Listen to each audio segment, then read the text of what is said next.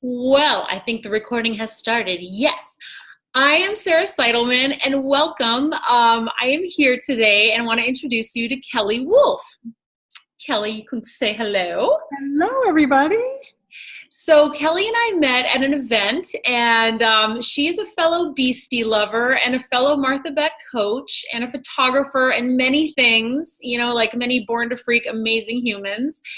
And I was in the mood to kind of start interviewing some people that I think have some wisdom to share about their life and how they've navigated challenging situations.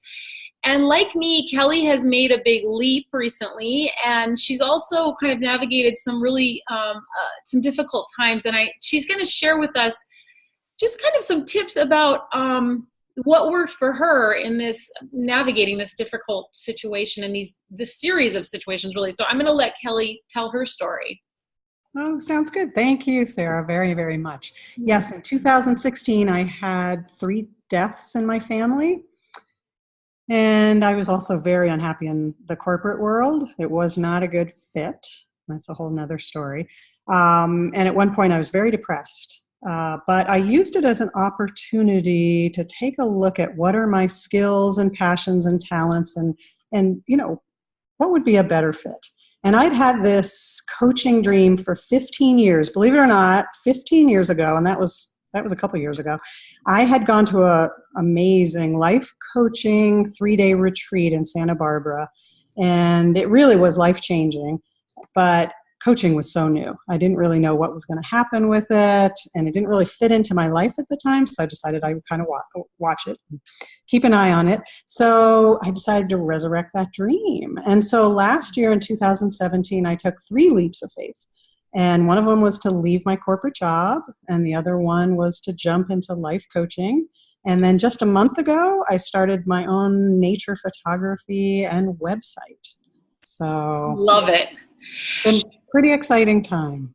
And your story is really great because I think a lot of times, it's not like bing, bang, boom, we get a new idea and suddenly we just drop everything. Sometimes these stories of successful leaps look like this idea has been brewing back here it's been on the back burner for a long time. Yes, that was my case for sure. I'm a big believer in timing is everything. And so I just waited for the right time.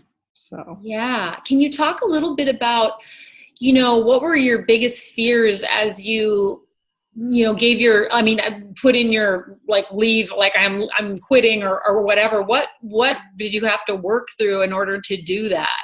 Yes. Well, we talk about the lizard brain quite a bit in our Martha Beck training, and that lizard brain doesn't want you to change, doesn't want you to do anything out of the ordinary. And so, yes, there were definitely money fears, giving up the good insurance and the paycheck and the 401k and all those kind of things. And fear of the unknown, I think, too. Yeah. So, but you did it anyway. Yes. Oh, definitely. Yeah. There was, it was so obvious that's what I needed to do.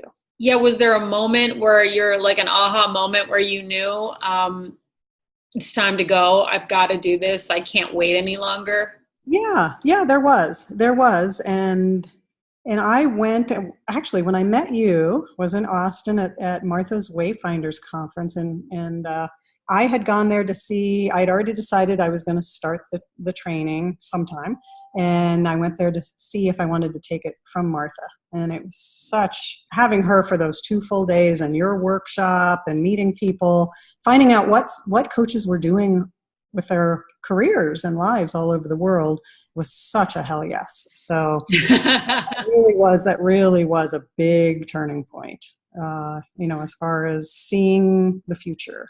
Yeah, and I think when we're in those gatherings of like-minded people, it's like our courage just builds. I mean, suddenly it just seems like, of course I've got to leave, but then sometimes we return home and that feeling of courage starts to shrink a little bit because we're not marinating in all that possibility. And, but that's awesome. So I think that's a tip in and of itself. If you're thinking about leaving your job, one of the most powerful things you can do is go to an event or go mingle with a group of people that is full of positivity and also consider, interested in the same things that you are, like if it's in the case of coaches, like personal transformation, because I think Exactly. Like-minded people with really positive energy. yes. Yeah.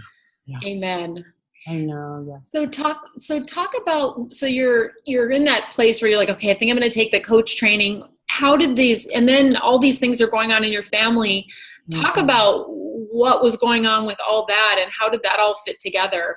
Yes. Yes. I know you and I had talked a little bit about how did I deal with the grief and loss, and some things that I learned through that process. One of them was to really reduce your expectations, not only of other people around you, but of yourself, because it's such a difficult time. And to use, your word marinate, you do have to kind of marinate in that and take it one day at a time, I think is really important. Self-care is so crucial. And that's something I teach my clients quite a bit. I like to imagine kind of a knock on the door, and this cold, wet child who's sick is at your door, needing your help.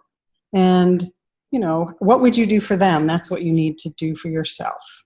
Plenty of rest and sleep, time in nature, meditation time, even if it's 5 minutes a day, moving your body, good food, those kind of things. And another one is really being present. I think when we tend to focus on the past, we tend to get depressed. We focus on the future and what we think is going to happen, we kind of get anxious. But if we're anchored into the present and what we have to deal with today, it's a lot easier to deal with. And sometimes the answer is there's nothing you need to deal with today. You need to rest and you need to heal. And that's the best thing for you to do. And just to go, I want to circle back to the cold, wet child at the door, because I think women in particular, and men too, because Lord knows they are, I know my partner is a big time caregiver. We spend a lot of our time, sometimes caring for children, caring for aging parents, caring for friends who are going through different things.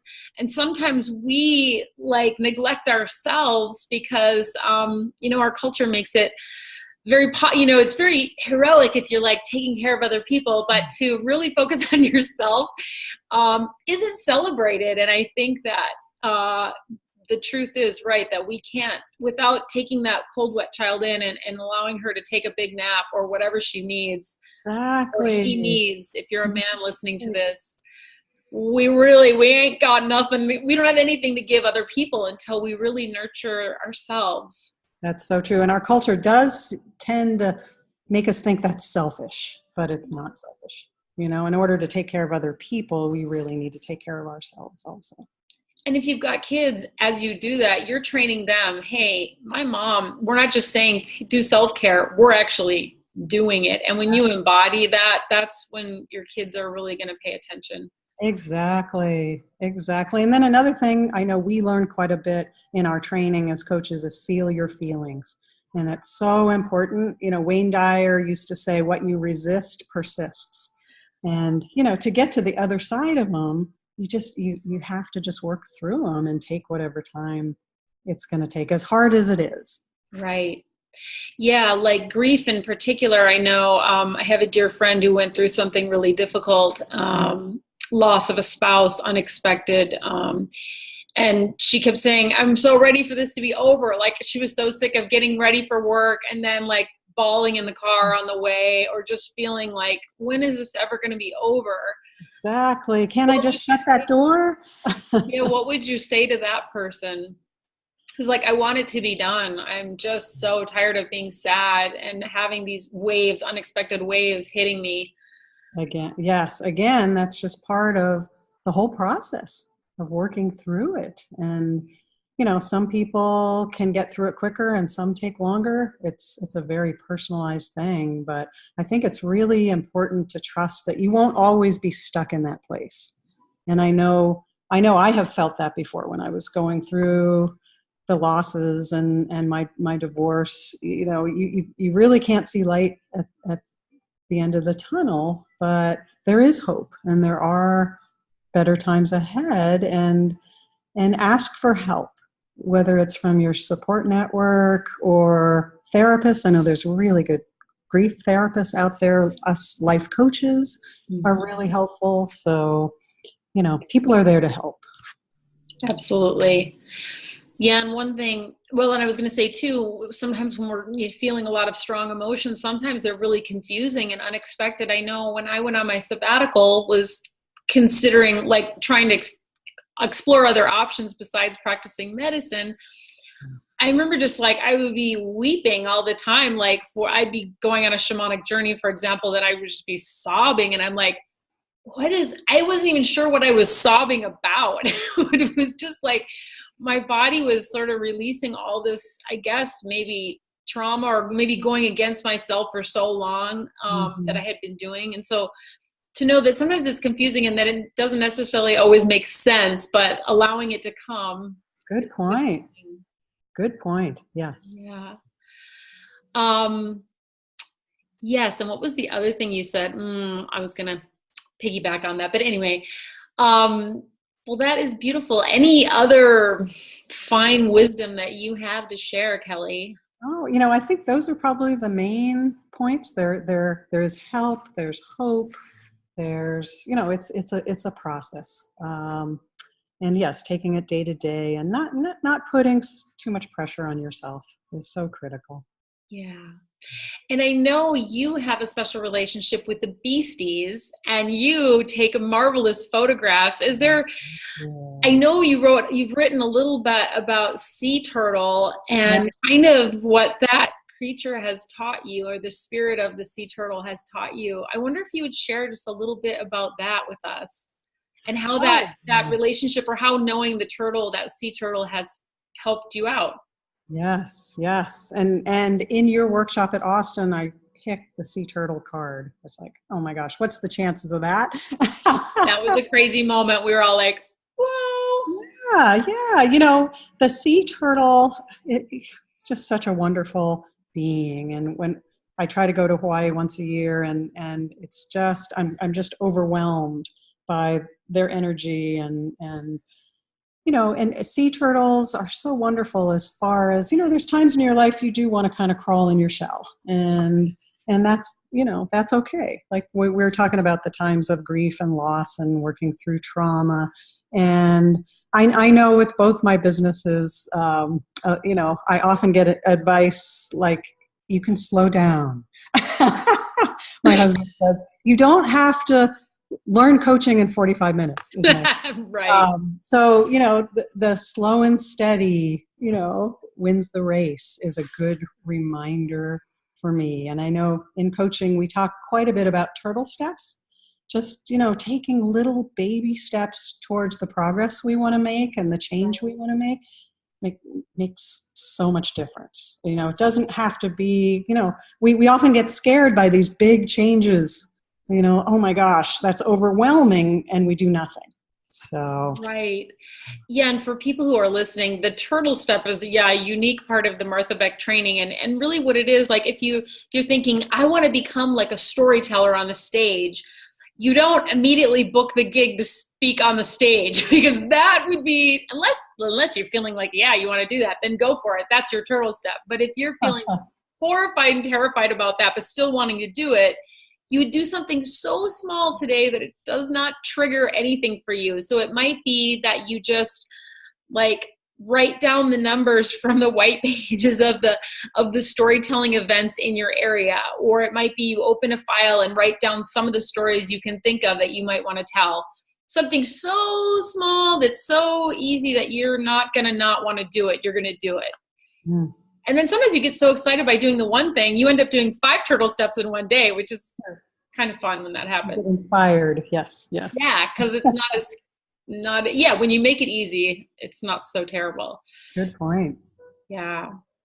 Well, Kelley, tell us about your coaching and where people can find you if they're interested in working with you. And also, everybody who's watching, you're going to want to go and see Kelley's photography. It is incredible. It is just beautiful. And follow her on Facebook, because she has this wonderful garden in Arizona. And it's just she's always sharing little bits of that joyful, beautiful surroundings. And it's lovely. Thank you. The inspiration for my company, my coaching company, Seeking Serenity Coaching, is our tropical serene backyard. And it's really been helpful in my healing, and it's really helped my clients in healing that they have needed to do. And I do one-on-one coaching here locally and then on the phone also. I also have a compassionate and sustainable weight loss program. And I specialize in supporting and inspiring women and navigating all the stressors in their lives, and helping them connect back to their mind, body, and spirit, so that they can live more of a life of peace and balance. And I just love it. I'm a big believer in the power of deep connection, and I cultivate that with my clients, and it's wonderful. Yes, my company is Seeking Serenity Coaching, so it would be www.seekingserenitycoaching.com. And then the nature photography that just was birthed a month ago came from me putting my nature photos on Facebook and people saying, how can we buy photos? So I thought, what the heck? Why don't we do this? And there's photos of wild horses from Wyoming and sunsets from here in Arizona and Hawaii, sea turtles, hummingbirds, butterflies, forest scenes, all kinds of cool things. And that is Kelley Wolfe Photography. So it's www.kelleywolfephotography.com. And there are photos framed and unframed there. And that whole inspiration was just wanting to share my deep appreciation and gratitude for the beauty of nature, because we are so blessed and we are so fortunate. And we all know if we can just spend a few minutes a day out in nature, how that lifts our soul and how connected that makes us feel with others and ourselves and just that beauty. Amen. I could not agree more. Well, your energy is very grounded and very just, connected, and it's so lovely to spend time with you, Kelley. It's been a pleasure and an honor. Thank you so much. Thank you so much. Well, mwah. I will see you next time. And if anybody knows of somebody you want me to interview, let us know in the comments. And thank you for watching. Awesome. Thank you.